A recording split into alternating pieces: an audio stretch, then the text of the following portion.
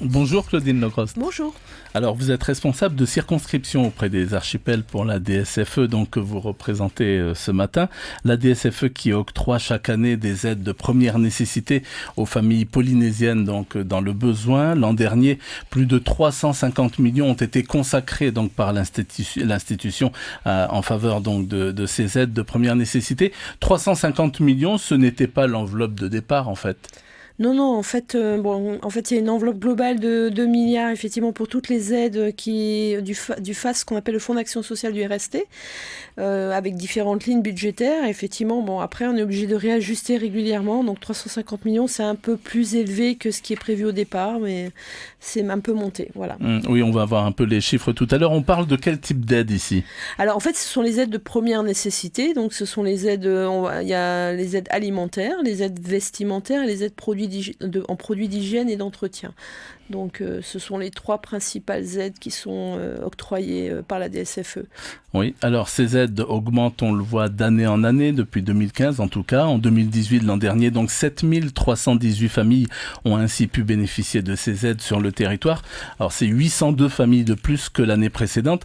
Ça traduit quoi pour vous ces augmentations ? Quelle lecture, quelle interprétation vous faites de tout ça ?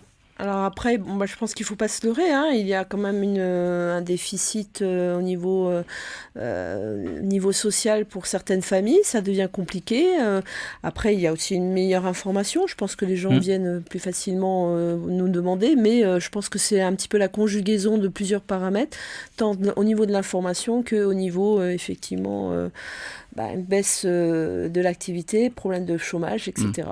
Alors quand on entend produits de première nécessité, comme ça, le premier réflexe c'est de penser aux sans-abri, mais qui vient solliciter votre aide ? Ce ne sont pas que des chômeurs ou des sans-abri ? Ah non, ça peut être des familles, c'est surtout des familles entières. Après, c'est surtout beaucoup aussi de jeunes couples sans enfants, qui n'ont pas d'emploi, qui n'ont pas de revenus, des jeunes célibataires. On a de tout, mais effectivement, c'est des familles avec des enfants, ça va être des personnes âgées un peu moins, mais il y en a quand même, hélas, aussi. Mais c'est toutes les familles qui ont un toit, la plupart du temps, qui ne sont pas dans la rue, effectivement, mais qui ont du mal à boucler mais qui n'ont pas le frigo rempli. Alors, vous ne donnez pas pour donner, il y a des engagements derrière, soyons honnêtes, c'est pas les restos du cœur. Non, non. Derrière chaque aide octroyée, il y a eu une enquête sociale, il y a eu une évaluation sociale. Chaque situation de famille est différente. Une famille n'est pas les critères, même si les critères, il y a des critères communs, il y a aussi des critères spécifiques. Il y a un engagement de la part des familles. On ne donne pas pour donner. À un moment donné, il faut effectivement que la famille s'engage dans un processus de recherche d'emploi, dans un processus de recherche d'insertion, tout simplement, par l'économie, par un stage, par une formation, par une remise à niveau. Mais de l'auto-partenariat.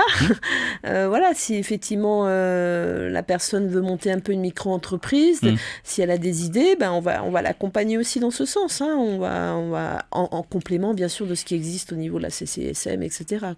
D'accord, vous servez en même temps d'aiguilleur quelque part. Tout à fait, on fait beaucoup d'orientation, énormément d'orientation. Beaucoup de familles viennent nous voir pour connaître leurs droits, pour connaître un petit peu comment ils peuvent faire pour s'en sortir. Et puis nous, on va essayer de les orienter vers les bons organismes quand on peut. Alors, des fois, est-ce que vous ne baissez pas les bras ? Est-ce que derrière tous ces problèmes, il n'y a pas derrière le profil, par exemple, de votre public ou d'un certain public, une détresse qui fait que vous avez du mal à les aider ? Il y a des familles, c'est compliqué, vraiment très compliqué. On a des familles, on se retrouve des fois avec des générations de familles, c'est-à-dire que d'une génération à une autre, il y a la répétition des faits. Donc effectivement, après c'est pas non plus, c'est une partie de ces familles. Quand on ne peut pas vraiment s'occuper de cette famille, qu'est-ce qu'on voit que ça n'avance pas, de toute façon notre boulot c'est de chercher des outils, d'innover, de créer et tout ça. Et puis si on n'y arrive pas parce qu'on voit manifestement que la famille ne souhaite pas s'en sortir, parce qu'il faut être honnête aussi, il y a des familles qui ne font peut-être pas beaucoup d'efforts. Alors c'est un pourcentage vraiment infime. Très faible. Je veux pas qu'on stigmatise non, ça c'est vraiment la plupart des familles, elles veulent s'en sortir, elles veulent effectivement bouger et on va se tourner un petit peu sur ces familles-là. Mais face à cette augmentation donc de familles, on le voit d'année en année. Vous ne tirez pas la sonnette d'alarme auprès, par exemple, du gouvernement. Vous leur dites pas, écoutez, là, il y a peut-être un problème. Bien sûr, il y a des sonnettes d'alarme. Bon, on fait nos rapports d'activité qui sont rendus chaque année. Je pense les alertes, suffisamment. On le voit. Et puis après, voilà, chaque gouvernement essaie de mettre en place de nouveaux outils. Chaque gouvernement a essayé d'innover. Et il faut trouver, effectivement, c'est ça. Il faut trouver un petit peu ce qu'il faut pour contrer ça, mais c'est compliqué, ça reste compliqué. Alors, je le disais, vous êtes responsable donc de circonscription auprès des archipels. Comment ça se passe justement dans les îles ? Alors, dans les îles, effectivement, il y a aussi des demandes d'aide. Bon, un peu moins peut-être certes alimentaire, tout ça. C'est plutôt des aides en équipement qui vont demander tout ce qui est matériel, tout ça. Après, l'alimentaire reste aussi essentiel. On a tendance à croire que les familles qui vivent dans les îles, elles vivent facilement en disant non, elles ont qu'à aller pêcher pour aller manger. Non, parce que quand il y a de la houle, quand il y a du mauvais temps, on ne peut pas sortir en mer pour aller pêcher. Il faut un bateau dans les îles pour vraiment bien pêcher. Et c'est des fois compliqué dans les îles. On peut aussi avoir faim dans les îles, malgré ce que l'on croit. D'accord, donc mais il y a quand même un dispositif tout à fait, ils font la même chose. Donc souvent, par contre, on traite par téléphone, c'est essentiellement par téléphone. Et puis, il y a certaines îles qui ont des magasins sur place qui acceptent nos bons, donc on envoie les bons directement dans les magasins, après toujours une enquête, la demande et tout ça.